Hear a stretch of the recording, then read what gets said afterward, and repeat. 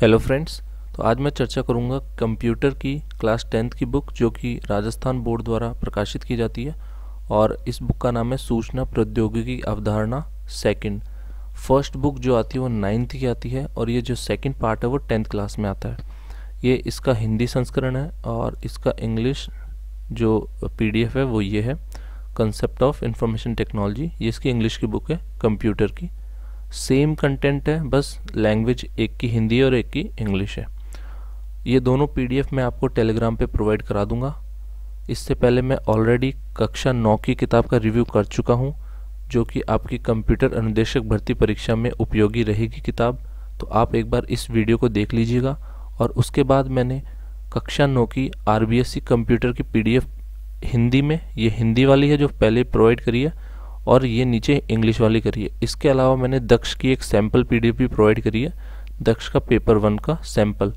तो ये सारे आपको मेरे टेलीग्राम चैनल पे मिल जाएंगे और ये मेरे टेलीग्राम चैनल का लिंक है, केशव शर्मा क्लासेस। आप इस नेम से सर्च करेंगे तो भी आपको ये मिल जाएगा। इसके अलावा आप जो है t.me/केशव शर्मा क्लासेस इस पर भी इसको सर्च कर सकते हैं।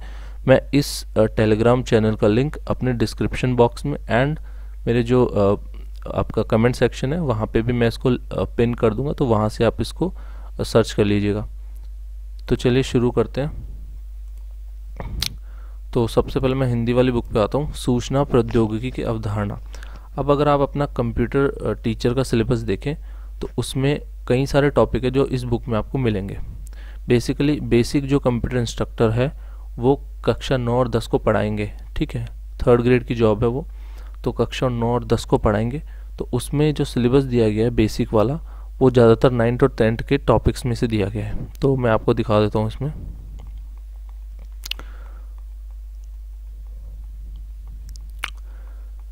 ये है इसका पाठ्यक्रम है यानी सिलेबस। तो इसमें देखिए क्या क्या टॉपिक्स हैं। पहले इन्होंने इसका नेम दे रखा है सूचना प्रौद्योगिकी की अवधारणा। उसके बाद यूनिट फर्स्ट में क्या क्या दे रखा है, एडवांस प्रोसेसिंग टूल्स, ठीक है। तो इन्होंने MS एक्सेल दे रखा है, देखो पूरा MS एक्सेल दे रखा है। MS एक्सेल और MS वर्ड में क्या डिफरेंस होता है, वर्कशीट और वर्कबुक क्या होती है, और बहुत ही ज़्यादा डिटेल में दे रखा है। तो अगर आपको नॉर्मल पढ़ना है तो आप कक्षा 9 की किताब से पढ़ सकते हैं। अगर आपको जो वर्ड प्रोसेसिंग टूल्स हैं ये अच्छे से पढ़ने हैं तो आपको कक्षा 10 की किताब में अच्छे से मिलेगा।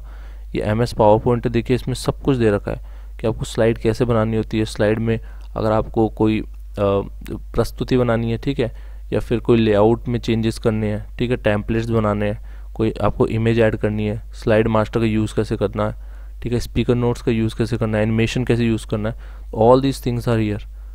अब हम सेकेंड यूनिट पे चलते हैं जो कि है साइबर अपराध और ई-व्यापार। अभी रिसेंटली जितनी भी एग्ज़ाम्स हुई है कंप्यूटर से रिलेटेड उनमें आजकल साइबर सिक्योरिटी से काफ़ी प्रश्न पूछे जाते हैं, क्योंकि साइबर सिक्योरिटी काफ़ी एक मेजर इशू है। और जैसे जैसे इंटरनेट का प्रयोग बढ़ता जा रहा है साइबर अपराध भी बढ़ते जा रहे हैं, इसलिए ये टॉपिक काफ़ी ज़्यादा रेलेवेंट हो चुका है और इसमें से काफ़ी प्रश्न आने लग गए हैं आजकल परीक्षाओं में। तो इस टॉपिक को भी आपको अच्छे से कवर करना है। ये आप किसी भी गाइड में देखेंगे ना तो ज़्यादा अच्छे से कवर नहीं किया गया है, तो मैं यही बोलूँगा कि इस टॉपिक को आप इस किताब से कवर कर लें। साइबर सिक्योरिटी और जो ई-कॉमर्स का जो चैप्टर है इसमें काफ़ी अच्छे से दे रखा है, तो एटलीस्ट आप इसको एक बार गो थ्रू कर लें। गाइड में पढ़ने के बाद आप इसको भी पढ़ लेंगे तो आपका जो है काफ़ी सारे कंसेप्ट क्लियर हो जाएंगे। अब हम आते हैं नीचे एप्लीकेशन सिस्टम सॉफ्टवेयर। नॉर्मल है, इसमें जो भी आप सिस्टम सॉफ्टवेयर क्या होता है, एप्लीकेशन सॉफ्टवेयर क्या होता है, उनमें डिफरेंस वगैरह सब कुछ दे रखा है। ओपन सोर्स क्या होता है, प्रोप्राइटरी क्या होता है। ओपन सोर्स होता है फ्री होता है, प्रोप्राइटरी मतलब पेड होता है। तो इस तरह नॉर्मल जो टर्मिनोलॉजीज होती हैं उसके बारे में बताया गया। इस बुक का सबसे इम्पॉर्टेंट अगर कोई चैप्टर है वो है ये यूसेज ऑफ इंटरनेट। ये आपको घोल के पी जाना है, इसमें बहुत अच्छे से दे रखा है। और आपका अगर आप कोर्स देखोगे, अगर आप सिलेबस देखोगे ना तो उसमें इस यूनिट का बहुत बड़ा रोल है। इस यूनिट से काफ़ी प्रश्न आएंगे। इंटरनेट क्या होता है, आपका नेटवर्किंग से रिलेटेड, इसमें सब कुछ कवर है। इसमें इंटरनेट का, इस यूनिट का नेम है इंटरनेट के उपयोग। इसमें आपका नेटवर्किंग भी कवर है। इसमें आपका नेटवर्किंग के अलावा आपका जो पार्ट होता है इंटरनेट से रिलेटेड, जैसे ब्राउज़र्स क्या होते हैं, ठीक है, ये सारे पार्ट इसमें कवर्ड है। तो इसलिए इस चैप्टर को अच्छे से पढ़ना है आपको। तो चलिए यूनिट के बाद आप चैप्टर्स में कैसे डिवाइड है, MS एक्सेल, ठीक है, 1 सेकेंड।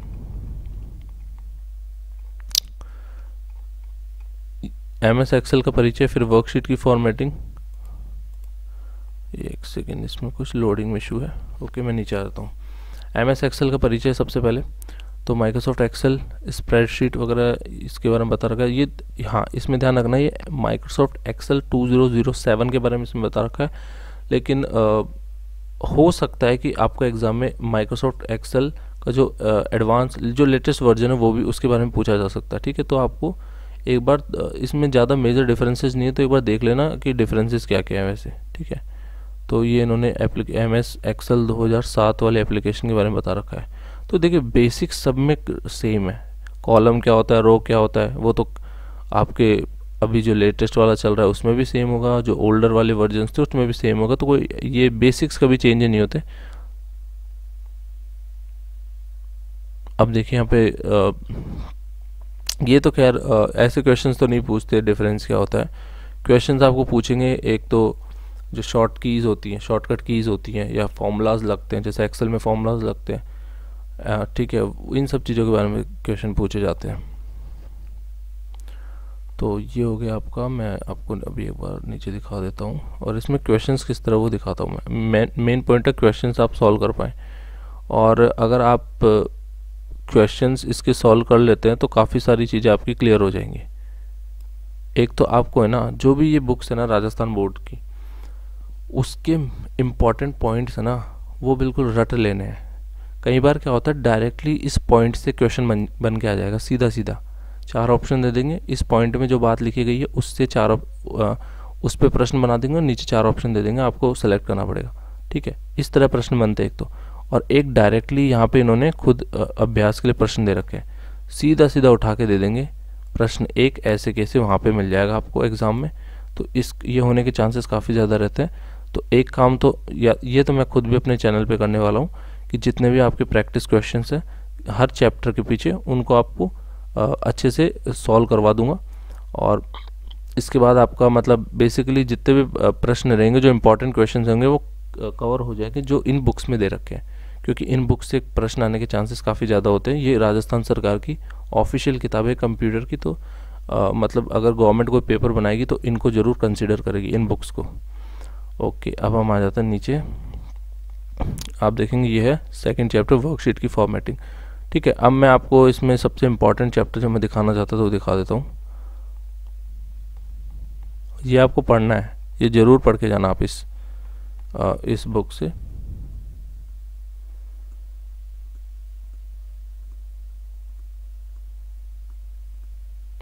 कंप्यूटर नेटवर्क की मूल अवधारणाएं, एक तो ये बहुत ही इम्पोर्टेंट चैप्टर है। इसमें से क्या होता है, जैसे आपने लैन वैन मैन तो पढ़े होंगे, उसके अलावा इसमें क्या होता है, जैसे लैन कार्ड क्या होता है, ठीक है, नेटवर्क इंटरफेस कार्ड क्या होता है। एक बार मुझे याद है एक एग्जाम में पूछा था NIC की फुल फॉर्म, तो ये सब चीज़ें है ना, नेटवर्क इंटरफेस कार्ड, ये फुल फॉर्म्स वगैरह है ना, ये सब जरूर देख लेना। और देखो ये बोल्ड में भी है, तो डायरेक्टली वो ऐसी चीज़ों को जल्दी से पिक करके और वहाँ पे क्वेश्चन बना देते हैं, तो इन चीज़ों का ध्यान रखिए। इसके अलावा अब हम क्या करते हैं कि यहाँ पे जो है ना काफ़ी सारी इस तरह की थ्योरी आती है, तो वहाँ पे हम फंस जाते हैं। जैसे कोएक्सियल केबल दे देगा, वहाँ एक स्टेटमेंट देगा और पूछेगा बताओ ये क्या, ये कोएक्सियल केबल है या ये फाइबर ऑप्टिक केबल है, बताइए कौन सी केबल है, इस तरह का वहाँ पे ऑप्शन आ जाएगा। तो हमें सबके बारे में पता होना चाहिए कि किसकी क्या खासियत होती है, वरना हम उसको सही नहीं कर सकते।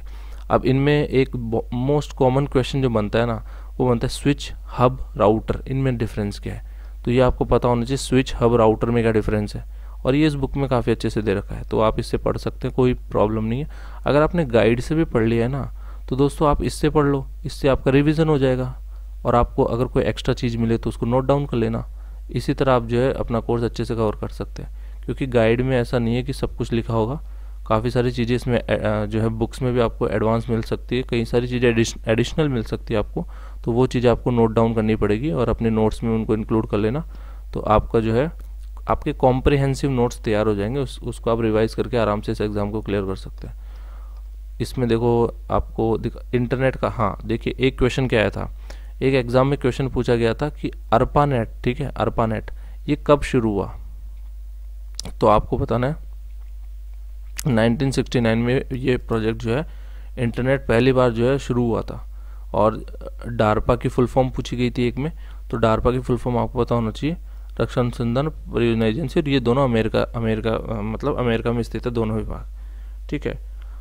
इसके बाद एक क्वेश्चन पूछा गया था इसमें, एक अभी इंफॉर्मेटिक असिस्टेंट के एग्जाम में एक क्वेश्चन पूछा गया था सर्च इंजन से रिलेटेड, ठीक है, कि बताइए ट्रैफिक शब्द का प्रयोग कहाँ किया जाता है। तो ट्रैफिक प्रयोग का शब्द हम करते हैं सर्च इंजन में, ठीक है। तो एक ऐसा कुछ प्रश्न आया था। इसके अलावा देखिए इनमें काफ़ी डीप प्रश्न भी आ जाते हैं, कई बार ऐसे प्रश्न आ जाते हैं जो हमने सुने ही नहीं होते, तो वो आप तभी जो है उनमें ऑप्शन एलिमिनेट करके आपको आंसर लगाने पड़ेंगे कि हाँ ये तो नहीं हो सकता। आपको गलत आंसर्स को हटाना है तो ऑटोमेटिकली सही मिल जाएगा। तो गलत को आप तभी हटा पाओगे जब एटलीस्ट आप बेसिक थ्योरी पढ़ के जाओ, ठीक है। और बेसिक थ्योरी आप इन बुक्स से कवर करो तो भी अच्छा है, गाइड से पढ़ लो तो भी ठीक है। लेकिन मैं एक बात बोलूँगा, गाइड एक बार फटाफट गाइड को कंप्लीट कर लीजिए और एक बार ऐसा कीजिए, इस बुक को सरसरी निगाहों से तो देख लीजिए, ठीक है। और जो जो आपको बोल्ड में दिख रहा है ना, उनको अपनी नोटबुक में नोट डाउन कर लेना, क्योंकि वो काफ़ी इंपॉर्टेंट है। तो ये आपका हो गया, ये फाइनल चैप्टर था इसका, इंटरनेट प्रोटोकॉल्स वगैरह। इसमें सब कुछ दे रखा है, मतलब काफ़ी अच्छे से इन्होंने कवर किया है। और इसमें आप देखिए महत्वपूर्ण बिंदु भी दे रखे हैं और अभ्यास प्रश्न दे रखे हैं। अब देखिए काफ़ी ये देखिए ये क्वेश्चन आपने, SMTP में प्रयोग किया जाने वाला पोर्ट नंबर कौन सा है, ठीक है। अब इन्होंने सारे पोर्ट्स कवर नहीं किए इस बुक में, ठीक है, वो आपको गाइड से करने पड़ेंगे या आप ऑनलाइन भी जाके उसको कवर कर सकते हैं। तो SMTP का अगर आप देखोगे तो कौन सा आता है,